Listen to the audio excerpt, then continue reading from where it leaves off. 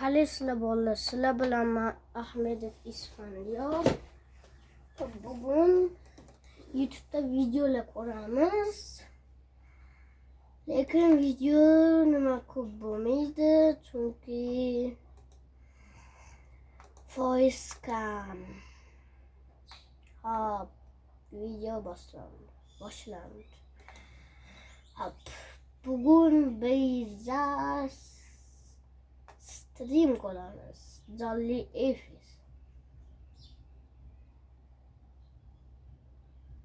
Mana ham jonli. Voy, ikkita jonli efir atigi. Hop. Jonli ko'rmaymiz, mayli. Mana, yengillik. Assalomu alaykum. PM News YouTube kanalida bugundan futbolchilar haqida ham hikoyalarni joylab boramiz. Mazkur kunni Barselona futbolchisi Rafinha hayoti bilan boshlaymiz. Bugungi videoda braziliyalik futbolchining qashshoq oiladan oltin to'p uchun da'vogarlar qatorigacha bo'lgan yo'liga nazar solamiz. Mazkur videoda biz shunchaki futbolchi haqida emas, balki matonatli inson va sportchi haqida gaplashamiz.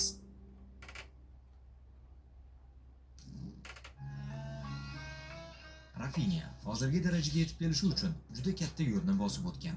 Porto Alegre 90-yillar o'rtalarida tez suratda rivojlanayotgan shahar edi. Bu davrda Braziliya iqtisodiy o'sishni boshdan kechirayotgandi. Zavodlar, yo'llar, yangi mahallalar qurilayotgan paytlar. Bu yerda janubiy mintaqaning yuragida Braziliya futbolining yirik jamoalaridan biri Gremio hukmronlik qilayotgandi. Nega O'tkir Yusupov O'zbekistonning 2024-yildagi eng zo'r futbolchisi bo'lishga nomzodlar orasida kuchli uchlikka kirdi degan savolga javoblarni ushbu video orqali bilib olishingiz mumkin. Vaziyat. Wow! O'tkir Yusupov to'pni qaytardi. Nega shunday taxminan? Zarba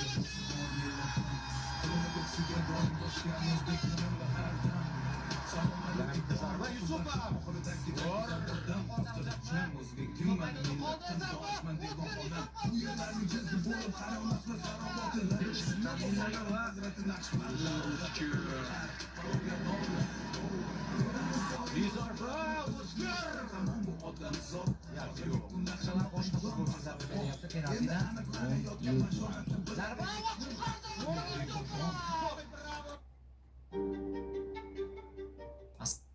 Hop. Video bugun 5 minut, mayli 6 minut bo'ladi. Mana. O'qishga berorgan bonkalarni qani? Shaqlab junaman. Men mo'stirga tashlab keldim. Voy dod, men qilaman. 9 bulat qiladi, o'tdi. Voy, bonkalar olib kelmaguncha uyga kirmaysan. Bolani ko'ngli onada, ona ko'ngli bonkalada yaxshi bo'lsa kerak-da. Ayak ko'rmay qolma, mo'stirga tashlab keldim. Tashama.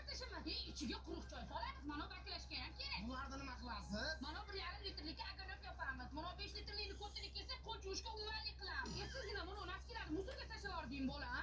Qani endi bu naskin tili bo'lsa gapirsa. Abi shu peshana naskin dadam kiydi, akam kiydi, undan keyin men kiydim. Jirtilib bo'g'ilib qolmadi. Toza buyum uvol qilasizlar-da. Mayli, 2-3 ta naskini bitta qilib ukangga to'pcha qilib beraman. Aya paket ichiga paket solib qo'yganmisiz? Tashama, kerak, musor solamiz. Bu ayamga keraksiz narsani o'zi yo'q. Hamma narsa kerak. Biz akida mo'stir chiqmaydi-ku. Obid tog'aylarnikidan zo'r narsa olib keldim, ushla. Ikkita jirtiq kalish ko'tarib keldingizmi, aya? Ha, tovonini yurakcha qilib kesib, chuvni o'ldirib qilamiz. Endi o'zimizni mo'stirlar kamlik qilayotganda o'g'aylardan mo'stirni toshib kelyapsizmi? Bu nima bola, ha? Bu sariq bola pitssadan yangi mahsulot chizgum, ichida kotlet, sous sirlari bor. Burger sousli, barbekü sousli, muncha mazza bu. Ipstoria Playmark'da sariq bola paklajinasini iskashib qolib, aksiyada 8 ssa bo'ladi. Narxi ham arzon, 26 ming so'm. Hozir mo'stirga tashlab keling. Yo'q, tashinglar. Tandir oqartirganda olovga tutandirib qilamiz. Musulmonga uyga musor bormi? Aka bilmaysizmi, biz akadan mo'stir chiqmaydi-ku. Ana mo'stir mashinasini tez qurinda berdim. Ayam ko'rib qolsa, ana shu mo'stirlarni uyga to'ktiradi hozir. Sandana, mandana, undana. Yana 2 sinfdagi men kechada anadim deraza artyapsiz. Endi polatib jobsizmi? Yaxshi paytda deraza artiladi, keyin polata qilmasdi. Keyin mo'stirga tashlaverasizmi ishqi? Yo'q, jinnimisan? Keyin bolalarga yer pishirganda o'chakka jab borasan. O'tinga qanday yordam bo'ladi-da?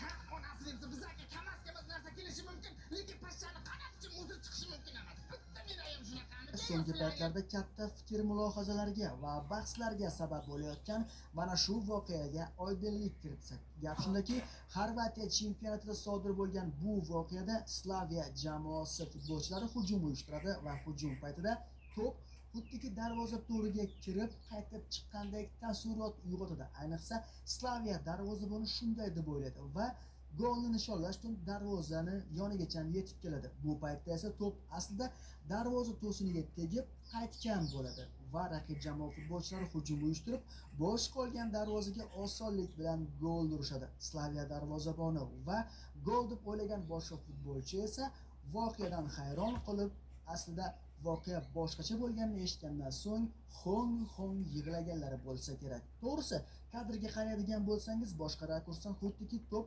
darvoza to'ridan joy olgandek ko'rinadi. Aslida esa to'p darvoza to'siniga tegib, shunchaki ortga qaytgan. So'nggi paytlarda katta fikr mulohaza Jude Bellinghamga qizil kartochka bergan hakam esingizdami? Bu Manuel Montero. Bu o'yindan so'ng uning hayoti tubdan o'zgarib ketdi. Real Madrid bilan o'yindan so'ng ijtimoiy tarmoqlarda mana shunday kommentariyalar tarqalib ketdi. Seni oila a'zolaringni o'ldiramiz. Buni qayerda yashashini kimdir biladimi? Shunga o'xshagan kommentariyalar ijtimoiy tarmoqda juda ham keng tarqaldi. Oradan biroz vaqt o'tib, hakam intervyuda ko'rinish berdi. Ushbu o'yindan so'ng uydan chiqa olmayapman. Ular menga, 9 aka singillarimga hamda otamga hujum qilishmoqda. Bu vaziyat borgan sari chigallashib bormoqda, dedi Montero o'z intervyusida. Hakamning bir dona xato harakati o'zini hamda oila a'zolarining hayotini xavf ostiga qo'ydi. Sizni bu vaziyat bo'yicha fikringiz qanday? Kommentariyga yozib qoling. Jude Bellinghamga qizil kartochka bergan hakam esingizdami? O'qishga berayotgan bo'lkalarim qani? Shaqilab juraman, men musorga tashlab keldim.